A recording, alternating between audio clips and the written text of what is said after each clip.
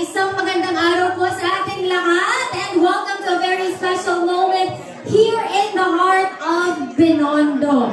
Today, we celebrate not just an opening but a new dawn. So parang bukang liwayway, pagsikat ng araw dito sa Red Planet Philippines Binondo collaboration feels like discovering a new planet where two well-loved worlds meet. Red Planet, nandito since 2018. Tama ako, 7 years na ang Red Planet Binondo, and Sun Cafe naman, 3 years. 3 beautiful years at meron ng 3 beautiful branches. A round of applause for Sun Cafe. Congratulations, one in Binondo, our favorite hangout spot. And the second one is in Golden Seagulls in Parañaque. And it's finally here at Red Planet Binondo, Manila. So for sure, everyone will love this new vibe in this community. Kaya naman, a round of applause for Red Planet Philippines and Sun Cafe's perfect collaboration. It's perfect kasi pagkagising mo, diba, sa umaga yung meeting or gusto mong magising, meron dito yung Sun Cafe para gisingin it's brewing all day, right? It's brewing all day here at Red Planet Philippines. New orbit, a new energy, and new chapter for all of us who have witnessed these establishment grow in the heart of Binondo. Kasi special ng araw na to, of course, I'd like to acknowledge our special guests this afternoon. Hindi mawawala, of course, pinagkaguluhan natin si Mayor. Well, no need for introduction. Thank you, Mayor Isko Moreno Dumagoso, for gracing us with your presence today. A round of applause for our beloved Mayor of Manila. Also, nandito rin the owner of Sun Cafe, Miss Aurelia Ortiz. The CEO of Red Planet Philippines, Mr. Florel Yumo. Hotel Manager of Red Planet Manila Binondo, Ms. Kana Asumo. Director of Hotel Operations of Red Planet Hotels Philippines, Sir Ramon Milian Jr. PED of Red Planet Hotels Philippines, Mr. Edgardo Paz. And also our team from Red Planet Philippines. Nandito rin si Carl Gawat, the Director of HR. Ms. Ann Guado, the Cluster Head Manager. Our HR Manager, Ms. Juvie Santiago. Our Marketing Manager, Sir Nico Mendiola. And our legal team, presented by Attorney Ann Ortiz. It's a radiant day para sa ating lahat. Palakpakan natin ang lahat ng ating esteemed guests na dumalo sa ating grand opening today. Of course, without further ado, Mayor, would you like to share a few words to all our guests here?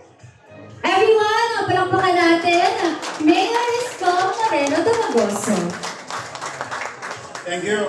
Good afternoon, ladies and gentlemen, to the Red Planet family who's been doing business in the city of Manila.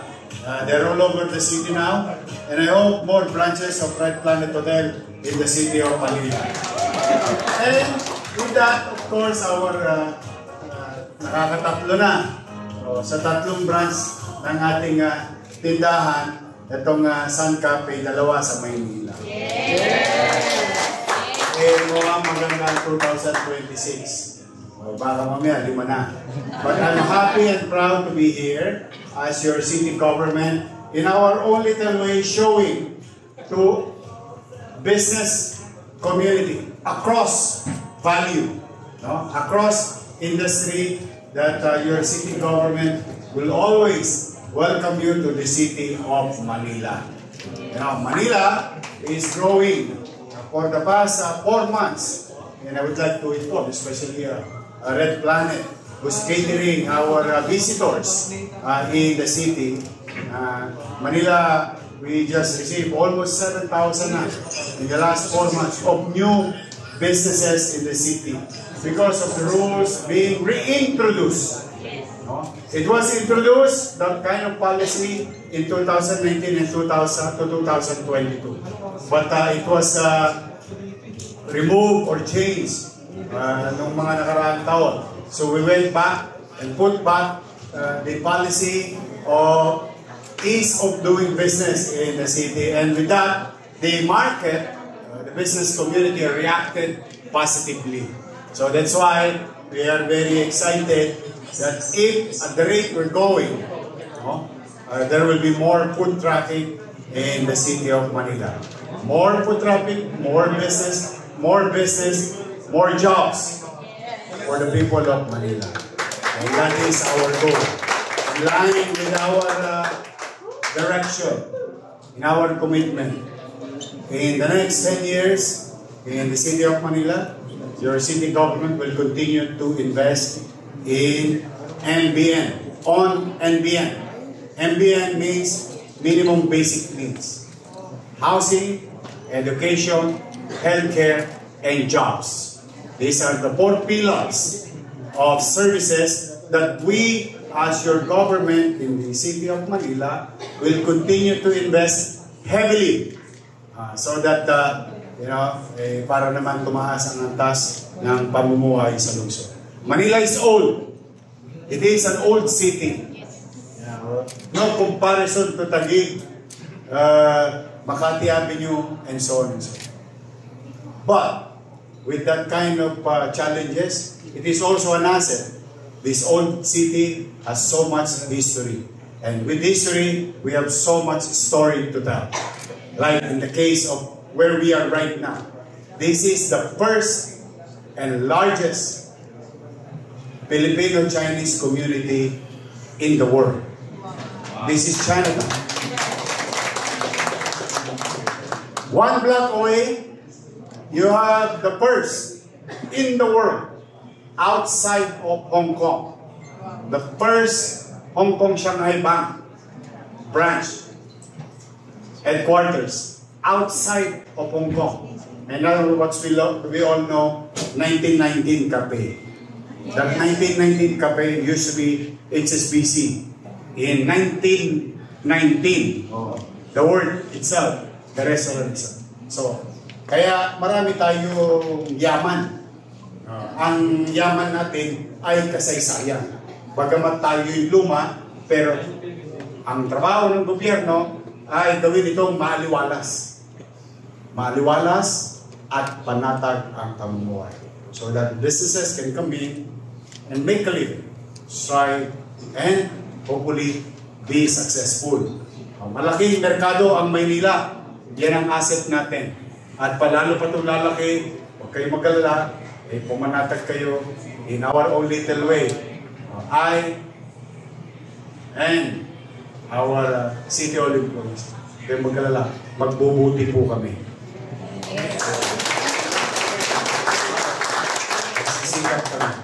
I know in your heart, in your mind, there are so many things that bothers you with what's happening in the country.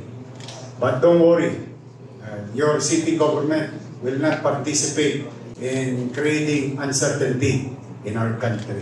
We will focus on our people, in our city, to each and every family in the city. Kaya itong aming pagpapakita dito ay paraan, maliit naming paraan, ng pagpapakita ng suporta. Kahit na sabihin mo pa 2x2 yan, 2x4 yan, o sa kanto, o sa hotel, we will be there to show our support to the businesses. And that will be it. So sa inyo, sa Cafe, sa Red Planet, maraming pang building dito, tirahin nyo pa. Marami pa dyan. And next year, for the Red Planet, or what you call the hospitality industry, will be a fruitful year for them. Because your country, our country, the Philippines, and our city will be hosting ASEAN. Wow. So there will be more and more opportunity for every businesses across industry. No? Kaya maggaya kayo ng maggaya. Maghanap pa kayo ng mga lugar dyan. Maghanap buhay kayo. No harm or disturbance will come to you from the city government. That I guarantee. Gone are the days na sumasakit ang ulo ninyo sa City Hall. No more lonely nights. We will get great certainty. And to the developer, would like to inform you, or even your property, ito, dadagdag ko na, sayang naman yung opportunity.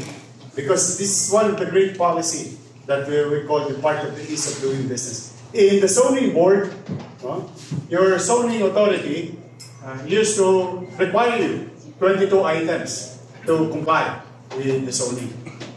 I would like to inform you that 2 months ago, I, as your chairman of the zoning board, made it to 7. From 22 items to 7 items. Now, if you still don't comply and you pay with the requirements, or you need to be exempted in the land use, you need to comply 15 items. Now, it's only 5. Wow. So that is our commitment testament to show to the industry, the business industry, welcome po kayo sa lungsod ng Maynila. So muli, congratulations.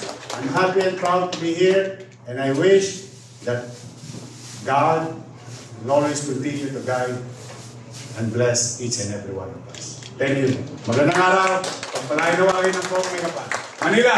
God first. Thank you. Thank you! Malakas na palakpakan para kay Mayor Isko.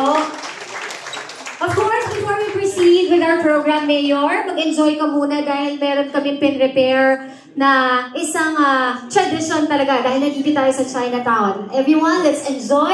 Now,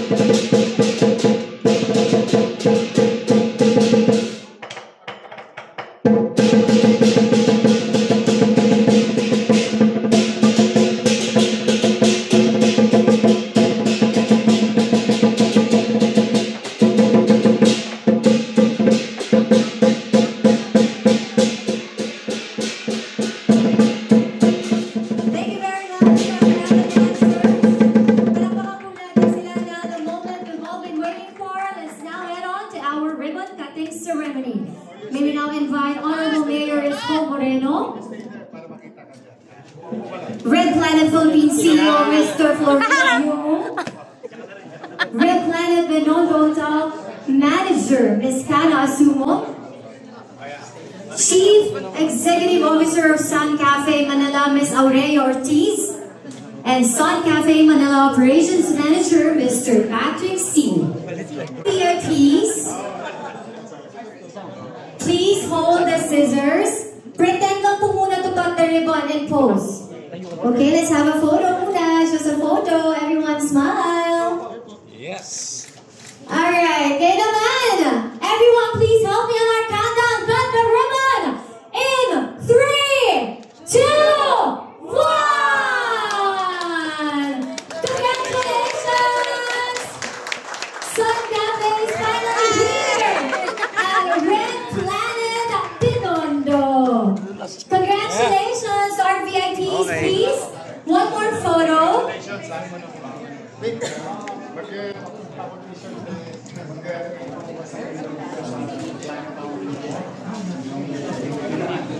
Let's have another photo, please.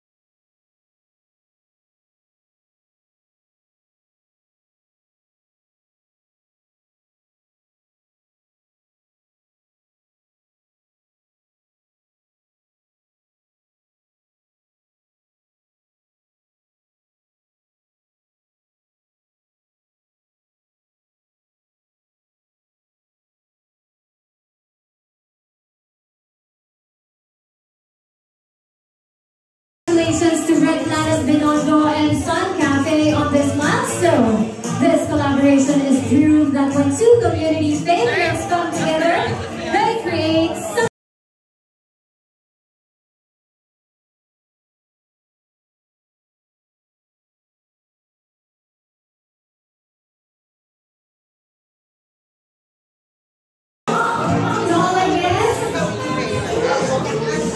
Please settle down as we continue our program.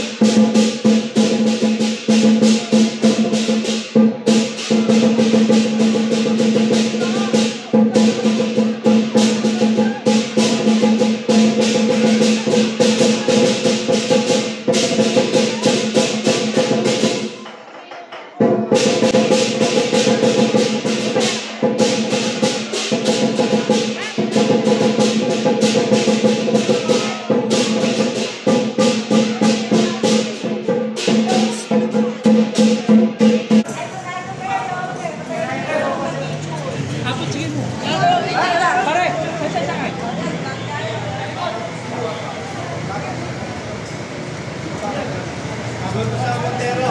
Kaya Eugene sa Montero.